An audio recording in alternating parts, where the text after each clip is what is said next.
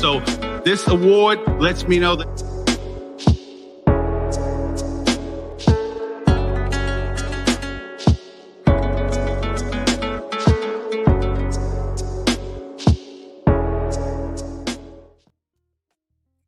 Bonjour, comment ça va? Et toi? Ça va très bien. Ni hao, hola, bienvenue, wan ying, bienvenidos, bienvenita, benvenuta, namaste, and welcome. Welcome to another exciting episode of Gem Hunter Stories. My name is Barry B. Mixon, and I am a Gemmological Storyteller. And each and every week, I get the unique and magnificent opportunity to take you on an adventure. I take the art, science, history, and magic of gemstones, precious metals, and fine jewelry, and I put it all together into a story. What I've come to realize more and more each and every day, and I've been doing this for 19 years now, is that many of the same characteristics, the same attributes, the same traits that we so highly value in gemstones and precious metals, not just now, but for thousands of years from the beginning of time, those qualities can be found in us, in people, your friends, your neighbors, your relatives. So what I do is I take those gem stories and I use them as a template, as a inception point, as a bridge to help people, to empower people, and oftentimes to remind people to take time to discover the value of your own stories. Do a self-appraisal. Figure out, how are you made? How did you come together? How do you interact, just like a gemstone, with the light? How do you interact with the light? Thank you, Barbara. You know when you get to one of those moments in your life where the best part about storytelling and discovering the value of stories, when you really start going back and just like an appraisal, really looking at all the dimensions, all the characteristics, all the colors, all the chemicals that made that gemstone you possible.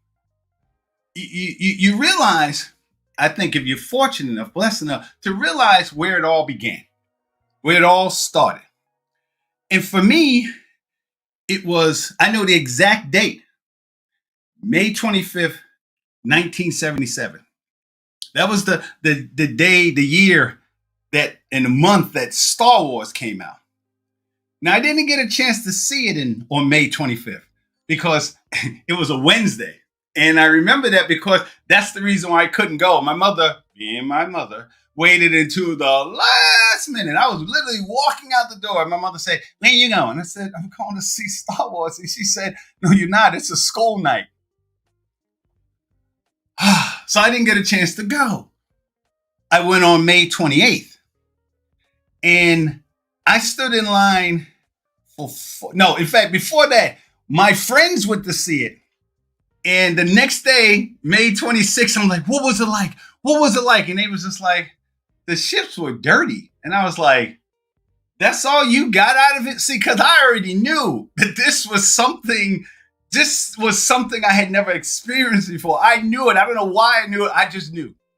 So when I went on May 28th, which was that Saturday, I stood in line for 4 hours. We were downtown. I had to take a bus, 2 trains, then walk to get to 42nd Street, the Astor Plaza Theater, 42nd Street, right in the middle of downtown Manhattan. 4 hours. Stood in line for 4 hours. It was nothing. I mean, I remember a couple things about it, but I never was. It was the longest line I ever stood on in my life, other than the Marine Corps. And I remember it just being wild. It was like going to the mountaintop. And when we went in, I had a great seat, and all I remember just the music, because they was using THX, the new sound system. So it was just Oh my God. It was like, oh, this sound that just started. And I remember just what Obi-Wan said to Luke Skywalker. He said, Luke, the Force is an energy field created by all living things. It surrounds us. It penetrates us. It brings the galaxy together. And I don't know about you, but for me, that was a life-changing moment for me. I heard that like it came directly from God. It was like I knew that the way I saw the world was no longer the same. I remember running home, Mom, I'm going to be a Jedi when I grow up. And she said, my mom, she says, yeah, all right, just take out the damn garbage. And I was like, okay. And it was cool because I saw Star Wars over 200 times in the theater. No lie. Every weekend for at least a year and a half, I went to see Star Wars. Almost every weekend. And it was a 3-day weekend. I went to see it 3 times. I just did. Of course, movies were cheaper then. But yeah. So with that, it's that I want to start today's show. Gemstones, Jedi Knights, in the profound elegance of lightsabers. And before we get started, I want to just say thank you to a couple of people. One, I want to say thank you from the bottom of my heart for Don Allen. Don Allen, him and I went to Jamaica High School together. We didn't know it. It was amazing. We did not know it. We went to boot camp together. And the reason why I love Don forever is Don protected me. You know, we were both privates. We were just both young and everything else. And he protected me because I was totally into Star Wars. Still am now. But I was totally into it. I was just like, you know how someone is inspired. They went to church and found God. That's the way Star Wars was for me. And people thought I was crazy than I am now. And Don was down for me. So thank you, Don, for real. You know, then you got my spiritual advisor, Dr. Joanne Lindstrom. And for a long time, I didn't believe in God. I know some of y'all are like, what? Yeah, I wasn't that kind of kid. My mother didn't take me to church and things like that. So I didn't really believe God was for other people. And I used to call myself a heathen all the time. And Dr. Joanne Lindstrom, one day just looked at me and she said, why do you call yourself a heathen? I was like, I don't know, because I don't know. I haven't joined the side. And she was like, boy, you talk about God more than anybody I know. And I'm like, I do? She was like, yeah. All that stuff you talk about, the Force and as a man think of, she says, where do you think that came from? That's all in the Bible. And I'm like, it is? And she said, yeah, all that's in the Bible. And then she gave me this book called The Gospel According to Star Wars. And I was like, oh my God, that was amazing. Then I have Dr. Sharada Santi. I met her when we was doing the 75th anniversary of Indian independence. She's the one to my right? And she is the quintessential example of good things come in small packages. Dr. Santi is like, oh my God, and she taught me that the things that I was talking about and thinking about gemology and metal, she taught me, Barry, this is not nothing new. What you're tapping into is stuff that is centuries old. You know, Dr. Santi talks about first, second century, like you and I talk about the Yankees are in last place. That's just her. Okay. Well, the Giants got beat 40-0. Huh. Yes, Robert, I know. Anyhow, so that's Dr. Santi. Thank you. Namaste. Thank you so much, Dr. Santi, for showing me that what I'm talking about today is ancient. Then there's Robert James, who I call Gunny because he's just that kind of guy. Robert James, who is the president and owner of, to me, the finest gemology school in the world. And I've been to GIA. It was nice. I've been to and continue to take classes at GEMA, the Gemmological Association of Great Britain. Cool. But ISG brings it all together for me. Robert James finally was the person that made me understand gemology in a completely different way. And I love you, the piece. I can do this show because of the things that I learned and understood from Robert's program. So if you ever think about being a gemologist, that's the school. And the price is wonderful too. I mean, yeah. For real. This is he didn't put me up to this, Robert. This is, and the whole world now knows. This is the place. This is the place. The International School of Gemology. Then my last person I want to say something to is my producer, Barbara J. Beckley. And I don't have a particular picture of her because what I want you to understand is that everything that you see, those of you who have been following me for the last almost 3 years, that's Barbara. The commercials, the opening, the music, the confidence that I have now to do this show. This is Barbara J. Beckley, a fellow Toastmaster and a dear friend. Thank you, Barbara. Love you forever for this. I told you I was going to put you on blast in the whole world. So now let's just start it. Gemstones, Jedi Knight, and the Profound Elegance of Lightsabers. Now, full disclosure. First of all, I understand that everyone hasn't seen Star Wars. Makes me sad when I think about it. No. Everybody hasn't seen Star Wars. So this show is for everybody, whether you've seen it or not. Okay? You ever say, trust me, I will. In fact, those of you who are thinking about having your child coming to me to do online teaching in science and history, this is the way I teach. So literally, if you don't know about Star Wars, I guarantee you, by the time I finish with you, you're going to at least think about seeing it. I don't know why you haven't in 46 years, but this is the kind of kids I get. I don't like science, Mr. Mixon. I don't like Star Wars, Mr. Mixon. Okay, no problem. And the other thing I want to say is everybody's not going to get it. Everybody's not going to get it. What I'm telling you about today, literally, it just really hit me.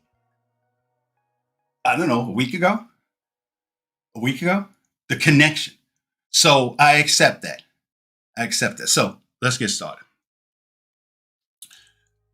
Gemstones. So what I'm going to do is, instead of just taking you through this whole I'm going to break it down into 3 categories. We're going to do gemstones first.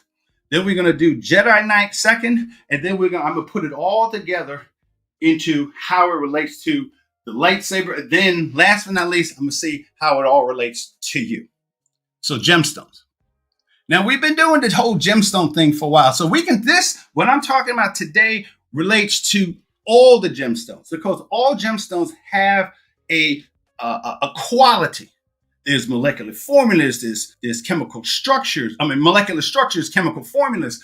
There's different ways, the refractive index. All gemstones have this, but we already know that every gemstone has its own gifts, its own metaphysical power. So for this show, since this is September, happy birthday, September people, we're going to talk about corundum. And for those of you who know, now I should give a test on this because we've been talking about it, but I won't next time. We know that corundum is made up of aluminum oxide. We talked about that. Aluminum oxide. Now, you know that there's basically 2 types of corundum, right? There's a ruby. We know that. Rubies are red. We got that. Then there is, and rubies are red because of chromium. Just a hint of chromium. That's how you get the red color. Still under corundum, but it's just ruby. It's red. Only color it comes in, red. Then we have its sister, sapphire. Sapphire is still made of aluminum oxide, same thing, except it just that's a sapphire. That's a that's a cashmere sapphire. I always thought you guys out with the best. That's what a sapphire is. But we also know that sapphire, the thing that makes a sapphire different colors is a percentage of what? Iron and titanium. Right? There we go. And depending on the percentage of it, and maybe little other things in it, other coloring elements, it gives it the variety of different colors that sapphires have. Blue, green, orange, purple, yellow, pink, black sapphires. There you go. So we know that sapphires come a variety of, I love this. This is a gray sapphire. Oh, you know how you've been in the field for a while, and it's like, oh my God, that's a gray sapphire? Just check that out for a second. Okay. Different varieties of color. Even the black sapphire, that's just wow. Wow. Okay. These are all sapphires. Green. And we know that each type of sapphire, that's all we're talking about here, has a specific metaphysical characteristic that it's known for. So blue sapphires are a gemstone that brings in a heightened level of awareness and discipline. Discipline. That's what a blue sapphire does. Yellow sapphires is a gemstone of abundance, a strength of will. Now, understand that those of you who know metaphysics or know about gemstones, there's definitely an overlap. So it's not just only yellow sapphire has this. This is sapphires, but yellow sapphire is known for a certain level of abundance and strength of will. Then we have, you have to understand what's powerful about this is that we're not just talking about Barry Mixon talking about this today. We're talking about Queen Cleopatra was saying the same stuff. 2,000, 3,000, 4,000 people in India.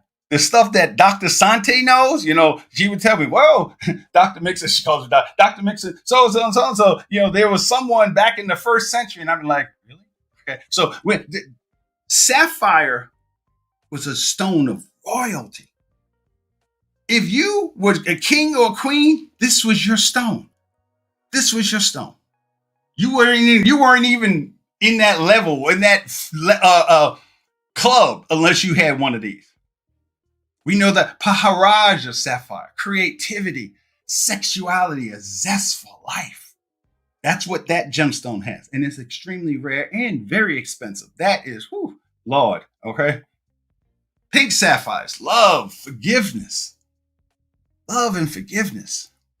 A purple sapphire, a spiritual awareness, not just a conscious awareness around you, but a spiritual awareness of external to you and internal to you. A deeper connection to enlightenment. That's what a purple sapphire does. Again, not just today, September 13th, 2023. We're talking about September 13th, year 1. Gray sapphire, stability, grounding. Yeah, I like that. Look at that. Green sapphire, spiritual growth. See, spiritual awareness is one thing, but spiritual growth is a whole nother thing. And then we're talking about enlightenment. Enlightenment, that's a green sapphire. White sapphire, mental, which I can use all the time. Mental clarity, focus, enhanced concentration, discernment. Those are the qualities of a white sapphire.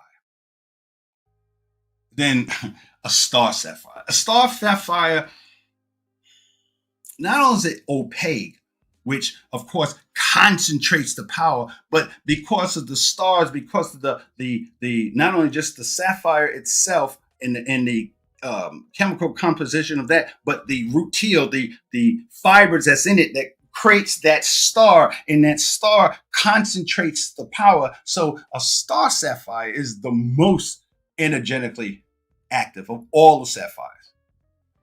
Yeah, that's it. So, and the thing that brings all of that together, whether you understood it or not, the only way those characteristics work is if you believe. You got to believe it. Once upon a time, when I first started gemology, I didn't believe none of that. That was just like, that was hocus pocus. I'm like, man, come on. I had a girlfriend who would talk about all this stuff. I mean, like, girl, is it science? Can I hold it in my hand? Can you touch it? Now I understand. Now those powers come to me because I believe that they do. So write that word down, believe. You got to believe it. Now, the Jedi Knight.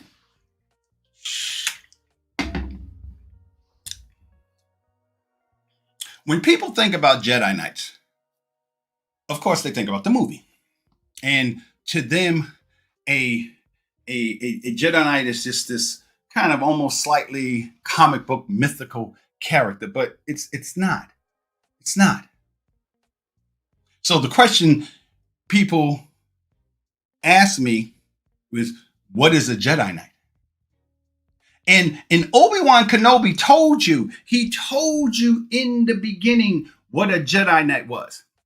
From the very beginning, he said, Luke, the Force is an energy field created by all living things. It surrounds us. It binds us. It brings the galaxy together. That's what he said. From the very beginning. Notice he didn't say, it's down for Republicans. He didn't say it was down for Democrats. He didn't say it was down for straight or gay or wherever you come from. He said it was an energy field created by all living things. So the first thing you have to understand is you had to be living. So if you're living, the Force is for everyone. That's one. Two, what a Jedi Knight is someone who dedicates himself or herself to the Force. That's what it is. He didn't say it was limited. He just said what a Jedi Knight was. So when he told Luke, when he first met Luke and he was explaining to Luke what a Jedi Knight was,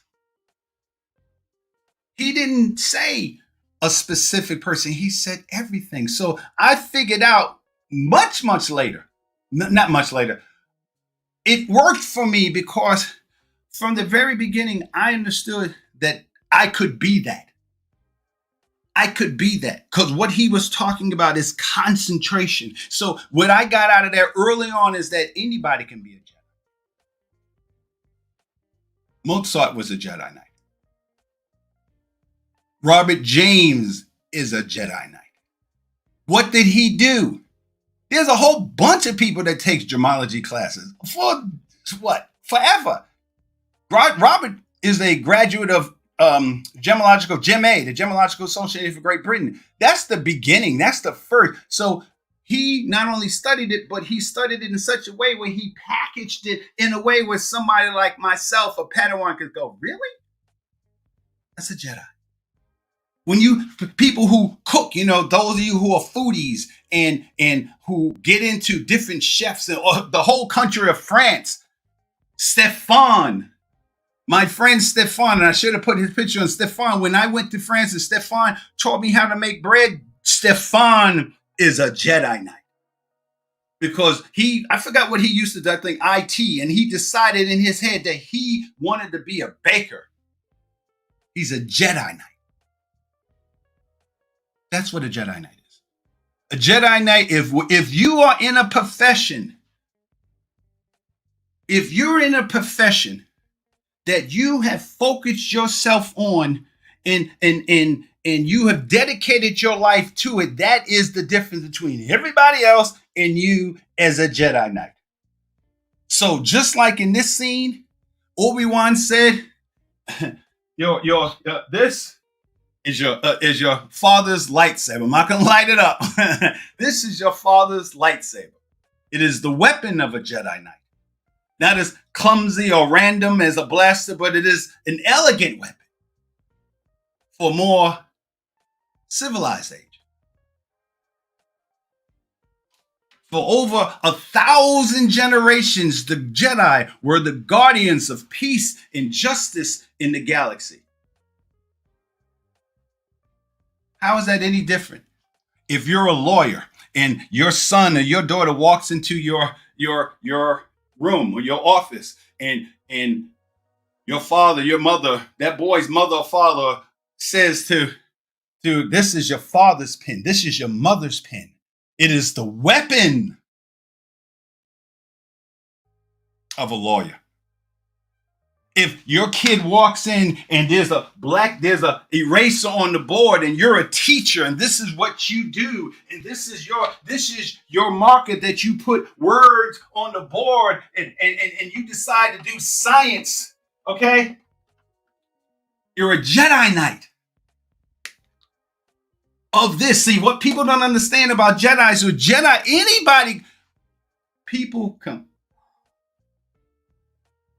people were Jedis in all different species. Those of you who watched the movies, it was like Star Trek. It was just that some of the aliens were Jedi. And each type of Jedi had their own specific characteristic. Anakin, what people don't realize is, all they think of Anakin is Darth Vader. That's true. Anakin wasn't. He became Darth Vader. But Anakin Skywalker, Luke's father, was really good at building stuff. He could fly anything. If I have a friend who used to fix my Jeep, Robert, his name is Robert too. And Robert just could look at a car and just say, well, that's a Buick with a 460 cylinder. I'm like, what? You heard that? Yeah. He's a Jedi. He's a Jedi. Dr. Santi, who sits there and writes the oldest language in the world by hand and just comes to me with a whole stack of books and literally says to me, Barry, I wrote this. That's Sanskrit, Dr. Santi. I know. That's a Jedi Knight. And you need to understand that. A Jedi Knight is that person. When the Prince was a Jedi Knight. Prince could make anything sound good. Joseph Bellow that I talked about, the person who literally inspired Mozart, was a Jedi Knight. So that's what it is. That's what it is. That's what Luke was. That's what he understood. The weapon of a Jedi Knight. Not as clumsy or random as a blaster, not a gun. It is an elegant weapon for a far more civilized age. Those of you who've been to France, or different countries where the food is just exquisite, you understand the difference between food that you get in an American supermarket and food that you get in France. It's just a whole different experience. And the people who make the food, as they call it in Francais, the cookers, they put their heart and soul in it. How is that any different than Luke waving around a lightsaber? How? It's no different. It's no different. So let's just do a quick recap. Gemstones. We talked about all the gemstones have specific characteristics. Then each one of those gemstones, or what we're talking about, corundum. And we know that there's two family members. No, I won't say two groups of species of corundum. There is ruby, who's red, gets a lot of press. Everybody loves ruby. Ruby has its own level of power. And then there's sapphire. Same thing. Your brother, your sister, your brother came from the same family, but because there's something in you that's special, you did a different school, you got into this, you always knew that you could sew clothes, you liked rocks, even though you're a girl, you liked getting underneath an engine and just dropping down a transmission. That was your thing. It was something inside of you that just made you want to do that. That's your characteristic. And you liked it so much that you said, you know what? Man, I should help build houses for other people. That's what I should do. You decided that. You decided that, you know what? I like driving and I want to drive a bus and I want to drive a tractor trailer truck. That's when you decided to become a Jedi. Those of you who went back to school, they got your master's degree, they get your doctorate degree. Those of you who are awarded, Robert James just finished taking some class in Harvard. Robert James is I know he's a little bit older than me, but he's still taking classes. Why? Because he understands that the Force is an energy field. You don't ever stop tapping into that. Ever. That's what he did. That's what it means to be a Jedi Knight. And even myself, this is the symbol of a Jedi Knight. I have that symbol just like that on my chest right here. Guess how long it took? It took 4 hours. Swear to God. January 1st, 2015, I woke up, called my girlfriend at the time because we had been talking about it for a while. And I just didn't feel like I was ready, like I didn't earn it.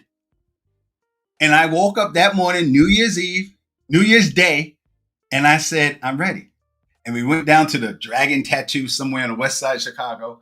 And it was amazing. It was like the universe was just set up. There was nobody there except the one guy who pulled the short end of the stick. And literally he had to, you're welcome. And he had to open up the shop. So it was just me, the artist, and my girlfriend. And that's what I had tattooed on my chest over my heart. And it hurt like hell, guys. The first 2 hours, I was like, okay, good. And I'm like, okay, cool. And I thought we were done. He was like, no, we're not done. I said, what do you mean you're not done? He said, we got to put the colors in. I'm like, you didn't put the colors in yet? And full disclosure, I wanted to cry so bad. I work with kids, so I got crying down to a science. But I couldn't because, I'm a Jedi. You're not supposed to cry. You never saw Luke Skywalker crying like this. So my girlfriend said, you okay? And I'm like, I'm good. And it didn't even bleed. I had the tattoos literally. This is the family show. That's why I'm not taking off my shirt and stuff. But right here. And those waves go into it hurt like hell, y'all. But that's what it meant. That's what happened. When you that's what happens. Those of you who are chefs, you buy that pottery set or that cutlery set. That's because you decided to become a Jedi. Those of you who get those pens, or those of you who are makeup artists. You have good friends from Jamaica High School who are makeup artists.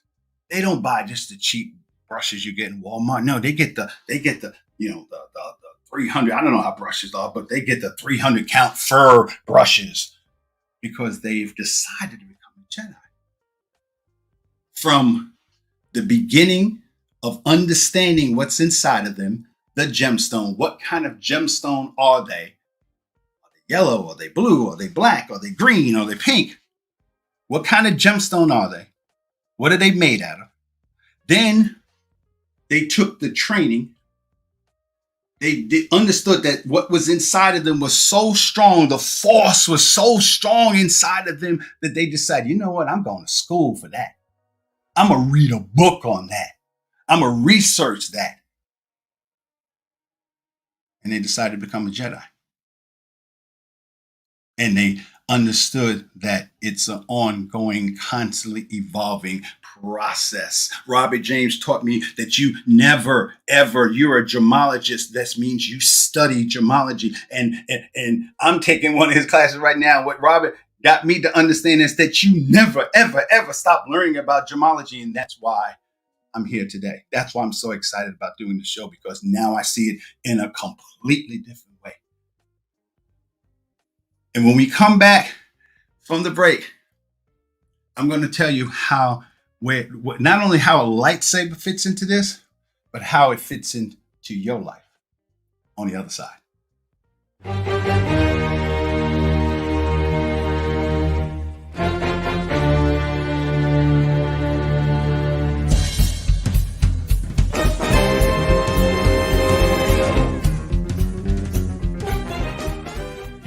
Hunter family, let me show you something really special.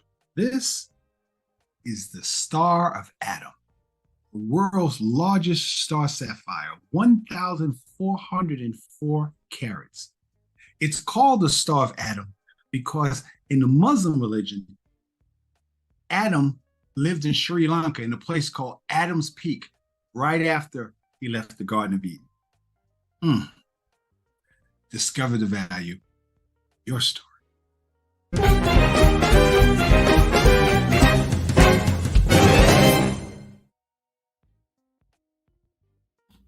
All right, we're back. We're back. Wasn't that Star Sapphire incredible? The Star of Adam, man. and that's the amazing thing about gemology is it's a microcosm of the whole history of mankind. And you're constantly learning different things about it. Last week, I was showing you about the Millennium Sapphire, that the whole, literally the history, the major things in history was etched into that, carved into that. The Millennium Sapphire, now the Star of Adam. Yeah, so I want to do this for the rest of my life. This is amazing. So let's bring it. So the name of the show, Gemstones, Jedi Knights, and now we're going to talk about a lightsaber. And again, actually I have two lightsabers. This is more of a combat, built this myself. This is a combat lightsaber, and I need to adjust it. But this is my combat, like this can literally, you can fight people with this. And there's whole big thing. There's a whole Jedi community in the world. I'm not the only one. So, and this is this is how it all came together.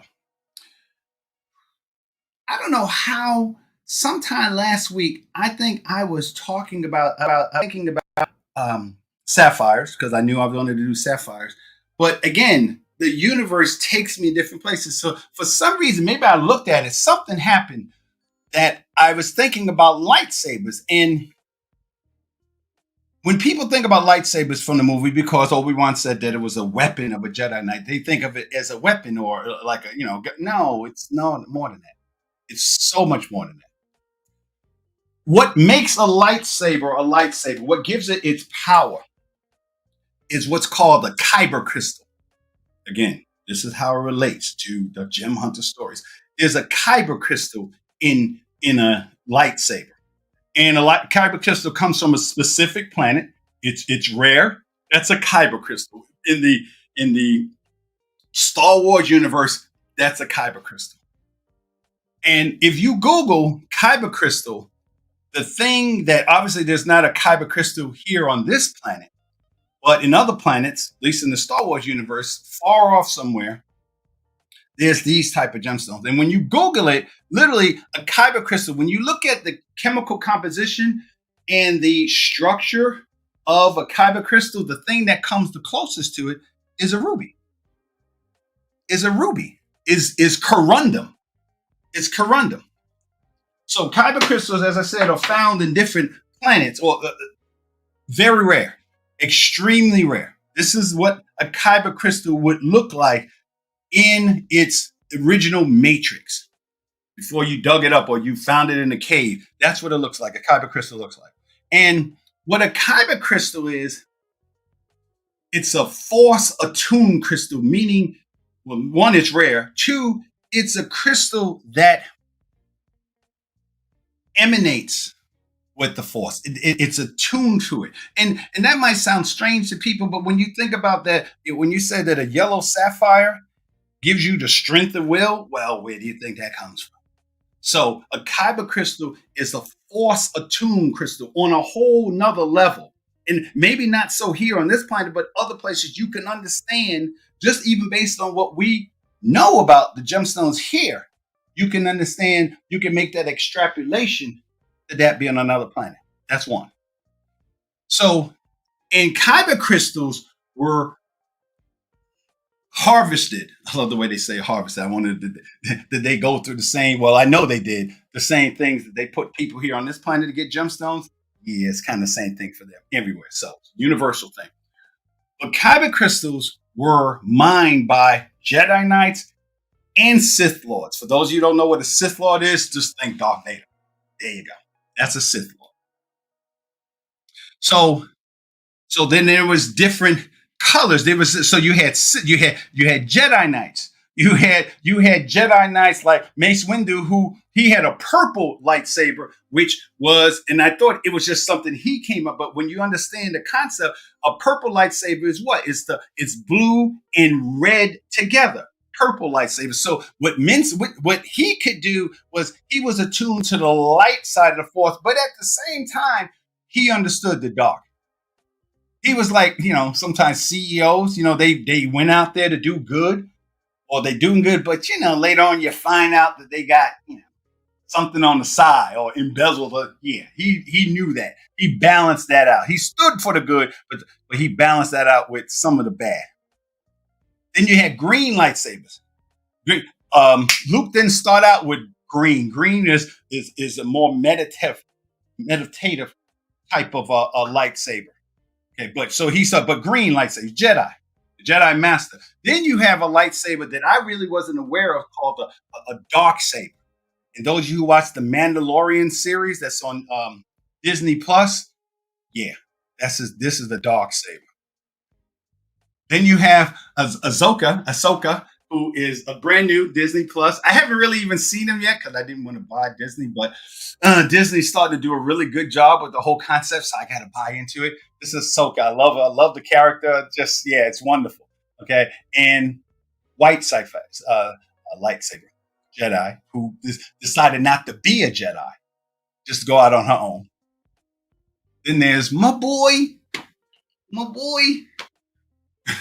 Darth Vader. So there's different types of lightsabers, and this is it. This is what a lightsaber. When you break a lightsaber up, this is what it looks like. This is what it looks like if you broke this up. It's technology. It's technology.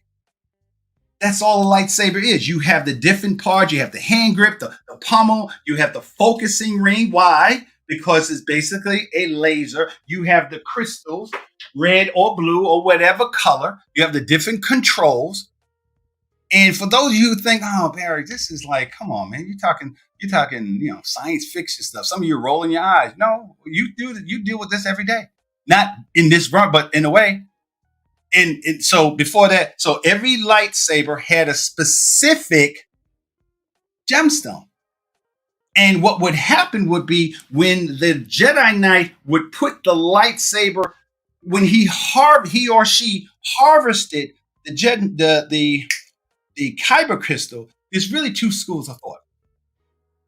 One school says that the kyber crystal already is a living crystal. So it already had an energy. It already was attuned to the force. And then when a youngling, someone who was just getting into it, making the decision or the training to be a Jedi Knight, when they touched it, that kyber crystal took on their personality, thus the color. Then there's ones that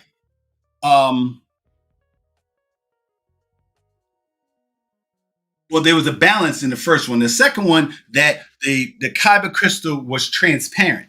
It was like this. This would be a kyber crystal. This is just basically sapphire. This is a sapphire. I told you this before. It's a transparent sapphire.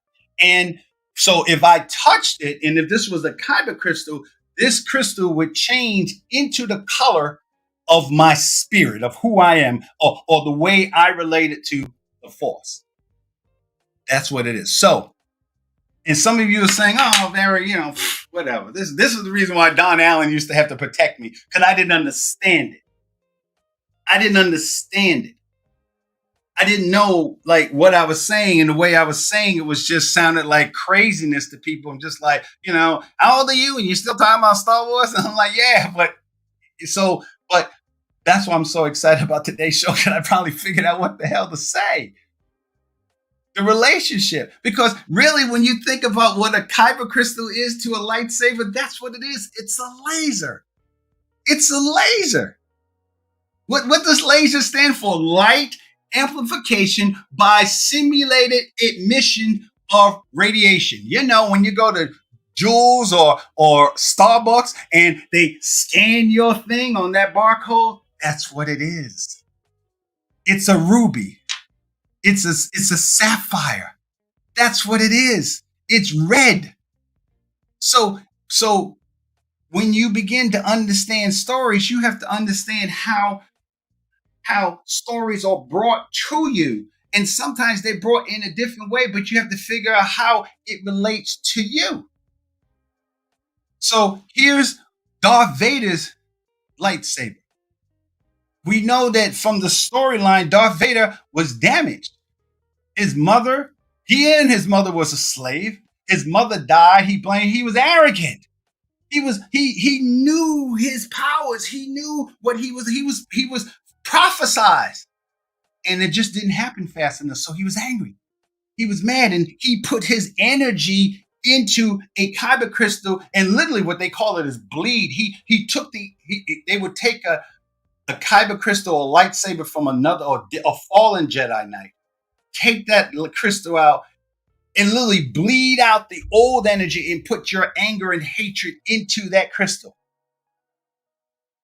When you think about a ruby, isn't that sometimes it's a gemstone? Not sometimes, it's a gemstone of passion. It's a gemstone of love. It's a gemstone of hate and anger. That's what you saw when you saw Darth Vader using it. So this is Obi-Wan's lightsaber. This is Obi-Wan.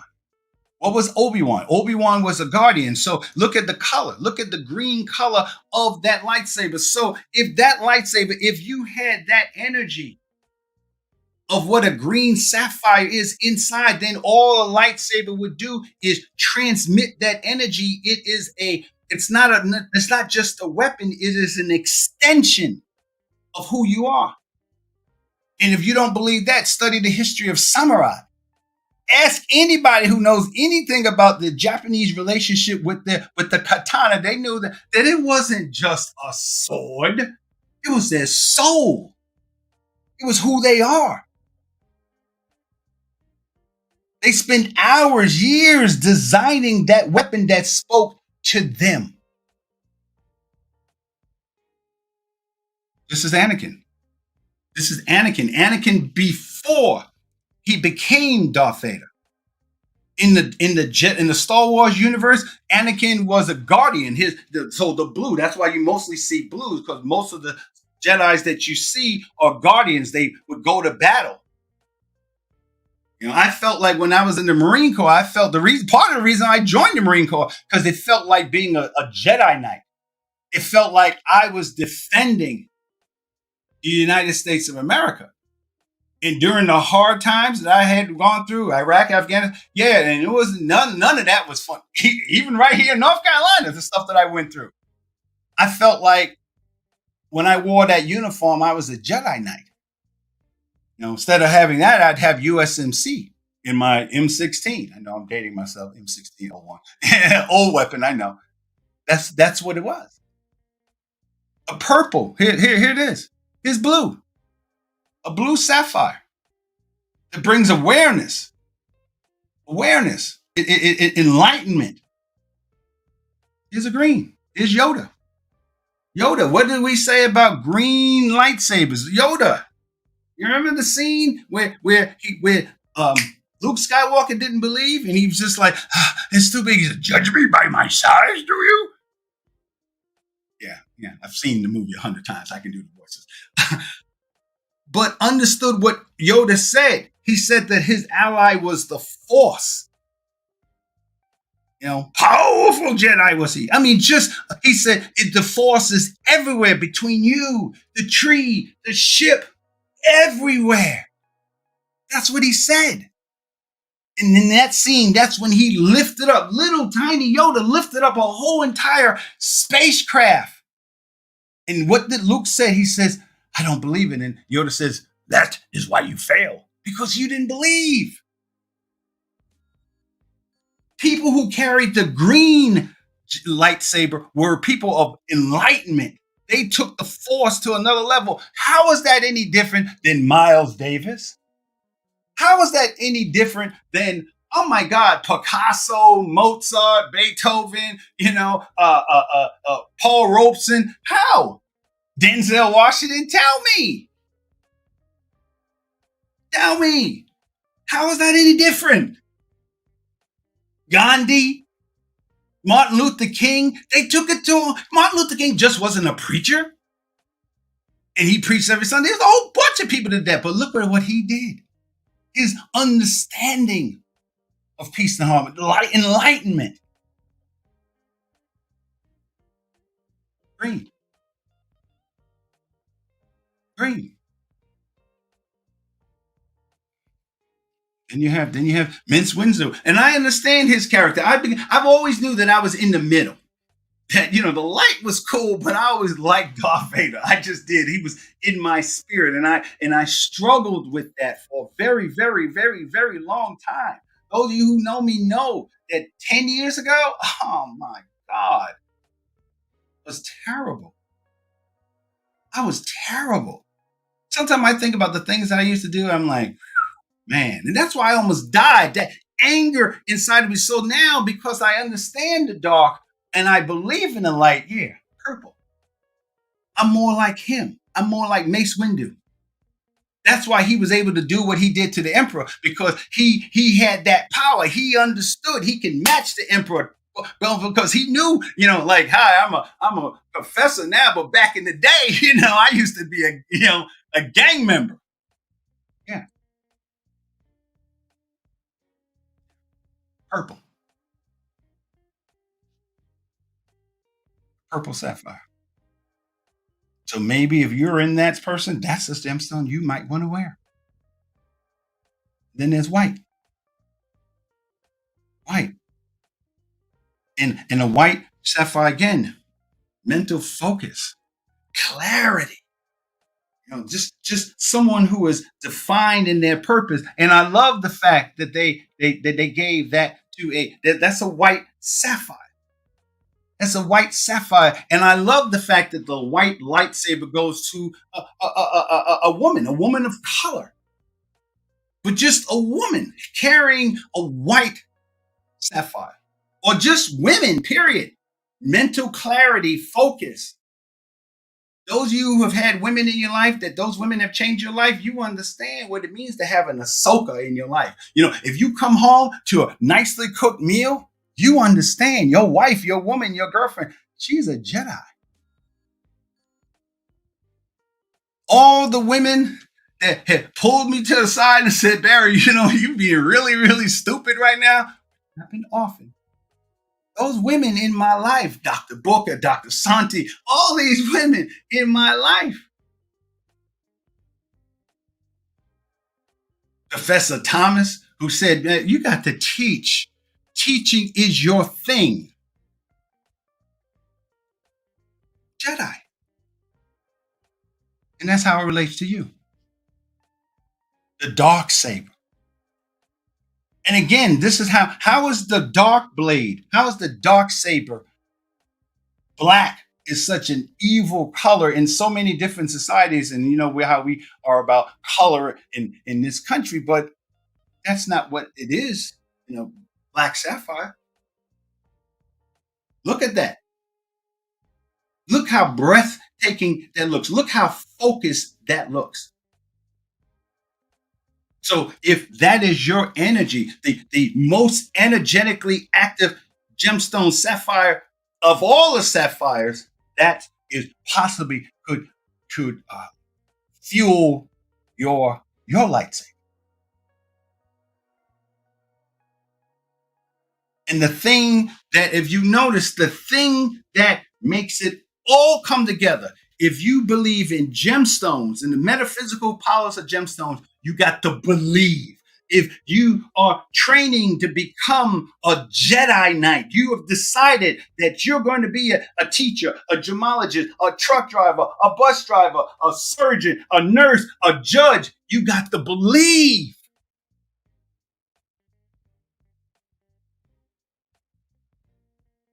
You have to believe the story that you created. I'm here today September 13, 2023, because I ran home 46 years ago and told my mother I wanted to be a Jedi Knight. I told her that. And here I am today because I believe. And that's how it relates to you. That's what you can do. That's what you can do. Whatever you choose to do in your life, you got to decide whether you're going to be like everybody else or you're going to believe in the Force. Are you going to believe in the Force? Your Force. Your thing that brings it all together for you. Your lightsaber is the thing that you do. What you do is your lightsaber. You got a scalpel and you're saving someone else. That's your lightsaber. You're a nurse and you got a needle or a machine. That's your lightsaber. If you're a teacher and you got a blackboard, this is your lightsaber. That's how it all relates. That's how it all comes together. So your homework assignment is figure out, first of all, what kind of Jedi are you? And second, and more importantly, what's your lightsaber? What is when you walk into a room, what people should hear, is the sound. Because that's what you do. That's what you do. Each and every day, each every week. Understand that you are a Jedi Knight, and the hardest part is figuring out, one, that you're a Jedi Knight, and two, what kind of lightsaber you have. What is your weapon? How do you bring peace and harmony in the universe in what you do? So, that's it. There's a lot more, but I hope you enjoyed today's show. It just meant so much to bring it to you today. My name is Barry B. Mixon. Welcome to all you new guests. Thank you again, Don Allen, Reverend Dr. Joanne Lindstrom, Robert James, Dr. Sharada Santi, and Barbara Beckley for changing my life, for making this possible. So until next week, I will say au revoir, Adatella, and may the Force be with you. Always. Au revoir.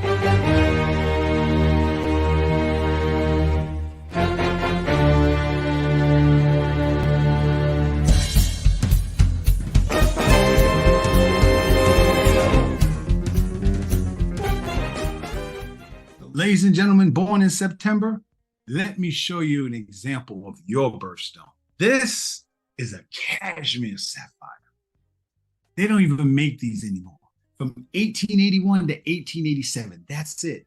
This is the quintessential example of what a sapphire looks like. Cornflower blue, velvetly, smooth coloring. So the next time someone asks you what your birthstone is, tell them I am a cashmere sapphire. Discover the value of your story.